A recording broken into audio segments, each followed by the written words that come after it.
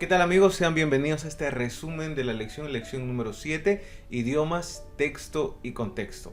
Vamos a la primera parte que tiene que ver con el motiva. ¿Qué es lo primero que se te viene a la mente cuando escuchas la palabra planchar? A la mayoría, pues lo más común es se nos viene a la mente este artefacto, precisamente para planchar. Pero si te encuentras en un taller de autos, entonces planchar se relaciona con arreglar los autos, sobre todo la parte de la superficie, ¿verdad? Pero si te encuentras en una cancha de fútbol, pues entonces planchar se refiere a un tipo de falta bastante peligrosa, sí. Y si estás en un salón de belleza, pues planchar puede ser planchar el cabello, ¿verdad? Entonces nos damos cuenta que una palabra puede tener múltiples significados según su contexto, y esto no es ajeno a la realidad de la Biblia. En esta semana vamos a ver sobre el idioma, el contexto, la repetición, los énfasis, muy interesante para poder entender la palabra de Dios. El verso de memoria se encuentra en Deuteronomio capítulo 31, versículo 26. Acompáñame a leer. Tomad este libro de la ley y ponedla al lado del arca del pacto de Jehová, vuestro Dios, y esté allí por testigo contra ti. Muy bien, ahora vamos a la parte de explora, a la segunda parte que tiene que ver con el desarrollo del tema. Hemos dividido el desarrollo del tema en tres partes importantes. La primera son las palabras, la segunda los libros y la tercera entender la Biblia. Vamos a la primera parte, vamos al estudio de las palabras. Muy bien. Llegamos aquí a las palabras. Cada palabra en la Biblia tiene un significado hermoso. Debemos nosotros entender que el significado que nosotros leamos en primera instancia no siempre va a ser el significado, pues estamos hablando de una traducción. Como por ejemplo, encontramos dos palabras que hemos estudiado durante esta semana. La primera palabra es chesed, ¿verdad? Que significa gracia. Algunos lo traducen como gracia, otros como bondad. Pero cuando vamos a esta palabra, el original no solamente es gracia, no solamente es bondad, sino habla de amabilidad, de misericordia, de piedad, de favor, de justicia, de gentileza y compasión. Entonces nos damos cuenta de que una palabra en la Biblia puede tener muchos significados, más allá de los que nosotros podemos percibir en nuestro idioma de traducción en la cual nosotros estamos leyendo la Biblia. Es interesante, por lo tanto, estudiar el significado de cada palabra bíblica. Además, también hay otra palabra muy conocida que es shalom, ¿verdad? Shalom todos saben que significa paz. Pero cuando uno busca en un diccionario, por ejemplo, en un diccionario de la lengua española, paz, se va a dar cuenta de que ese significado de paz, la ausencia de guerra, tranquilidad, no es el mismo significado de shalom, el hebreo. Porque el hebreo, el shalom hebreo, va más allá del significado que nosotros podamos darle en nuestro idioma natal. ¿Qué quiere decir shalom? Shalom significa paz entre dos partes, ¿sí?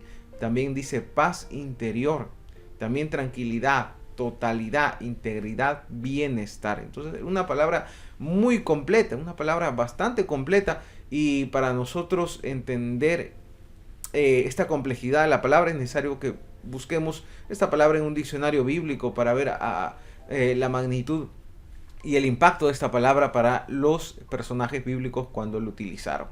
Además, también no solamente las palabras, sino el contexto. Al principio vimos un ejemplo, ¿no?, de plancha. Plancha, puedes referirte a la plancha para planchar la camisa, a la plancha para planchar pelo, o al planchador, ¿no?, el que plancha el auto, o la plancha cuando alguien entra muy fuerte en el fútbol.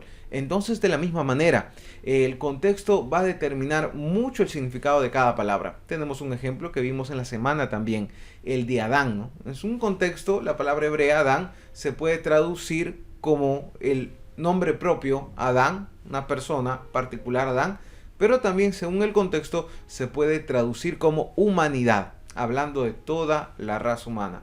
¿Qué lo determina? El contexto. Otro ejemplo sencillo es la palabra mundo. La palabra de Dios nos dice que de tal manera amó Dios al mundo. Pero luego dice, no améis al mundo. Y luego en Salmos habla del mundo. Entonces uno dice, Dios ama al mundo, luego dice que no amemos al mundo. Tenemos que entender que mundo puede significar muchas cosas dependiendo del contexto. En un contexto puede significar humanidad, en otro contexto puede significar todo aquello que se opone a Dios, y en otro contexto puede simplemente significar la naturaleza creada. ¿Qué determina el contexto? Y en tercer lugar, hay un elemento muy interesante que es la repetición. Si bien es cierto, en el idioma hebreo no había estas expresiones de superlativo, el muy, el bastante, ¿no? Pero utilizaban la repetición para dar énfasis a alguna idea. Como por ejemplo, cuando hablamos de la creación.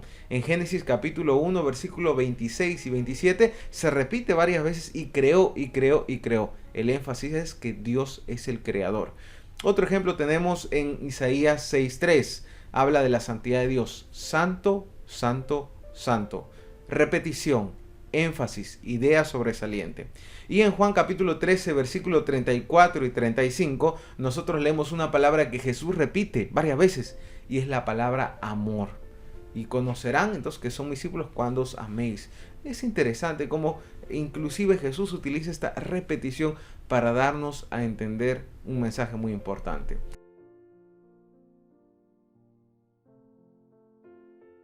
Que tiene que ver con los libros. Sí, los libros. También es importante cada palabra, cada contexto, pero es importante el estudio del libro en su totalidad. ¿Ok? Muy bien. Hablando de los libros, podemos decir lo siguiente. Los libros pueden estar compuestos en diferentes tipos de literatura. Número uno, tenemos los relatos históricos, libros como Samuel, Reyes, Crónicas, los Evangelios, Hechos, etc. Tenemos también profecía, Daniel, Apocalipsis, Isaías, etc. Tenemos poesía, cantares, salmos, proverbios, etc. Y diferentes tipos de literatura. Entonces, al aproximarme a un texto bíblico, tengo que también considerar qué tipo de literatura es. En segundo lugar, encontramos que, bueno, son muchos libros y también, por lo tanto, son muchos autores, más de 40 autores. Y autores que son de manera muy particular, algunos de oficios muy diferentes, otros que otro, y un espacio de tiempo, pues cada uno distanciado de uno del otro, como por ejemplo Moisés escribiendo en el 1400 a.C. y encontramos a Pedro, a Juan, ¿no? Escribiendo 60 después de Cristo, al mismo Pablo, bastantes siglos de diferencia. Hay que respetar eso también. Y bueno, ocupaciones diferentes a las cuales algunos se dedicaron antes de ser llamados al ministerio profético o cuando sirvieron o fueron inspirados. Y en tercer lugar, subrayar el tema general de cada libro. Eso es importante. ¿Por qué? Porque el tema general va a unir las diferentes ideas que encontramos en el libro. Lo peor que yo puedo hacer es sacar un versículo de un libro y darle una idea totalmente diferente a la idea general que tiene el libro. Un versículo que nos puede ayudar a entender clave, por ejemplo, en el caso del Evangelio de Juan, es Juan capítulo 20, versículo 31. Si yo preguntara, ¿y cuál fue el tema, el propósito de escribir el libro de Juan? El mismo Juan responde en Juan 20, 31 que dice, pero estas se han escrito para que creáis que Jesús es el Cristo, el Hijo de Dios, y para que creyendo tengáis vida en su nombre. Ahí está el propósito, para que tú creas que Jesús es tu Salvador, lo aceptes y tengas vida en su nombre. Muy bien, ahora sí vamos a la tercera parte del contenido.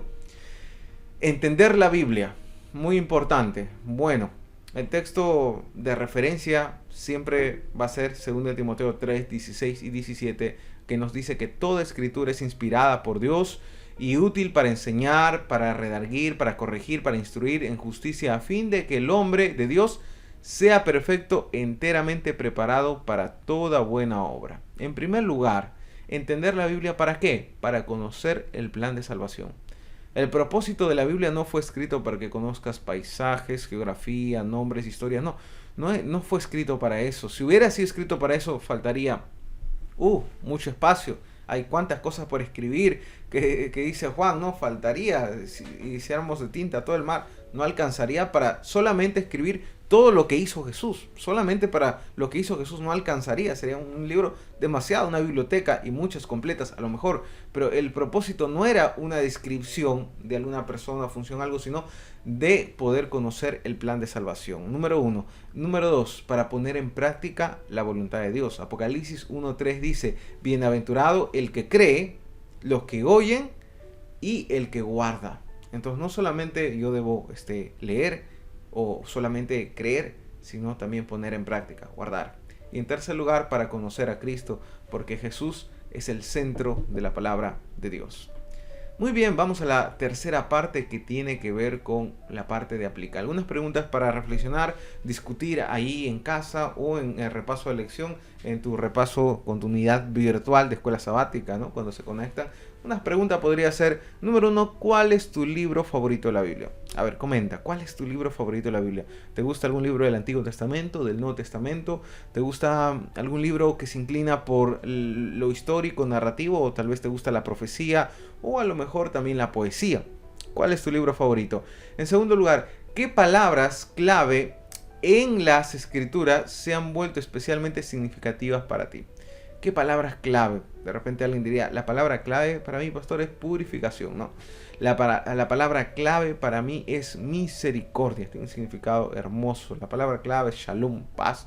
¿Qué palabra clave ha impactado a tu vida cuando has leído la palabra de Dios? Y en tercer lugar, ¿qué es más desafiante? Pregunta abierta. ¿Qué es más desafiante? ¿Entender lo que dice la Biblia o ponerla en práctica? A ver, dejamos ese tema para que discutas en clase. Vamos finalmente al desafío, porque tenemos que tener un desafío, un accionar. El desafío para esta semana es, número 1, fortalece el hábito de buscar a Dios en la primera hora de cada mañana. Número 2, visita digital. Llama a alguien, da palabras de consuelo, palabras de fortaleza. Solamente llama y puedas escuchar. Hay personas que solo necesitan ser escuchadas, pero si puedes compartir la palabra de Dios, hazlo. Y en tercer lugar, sé un misionero digital.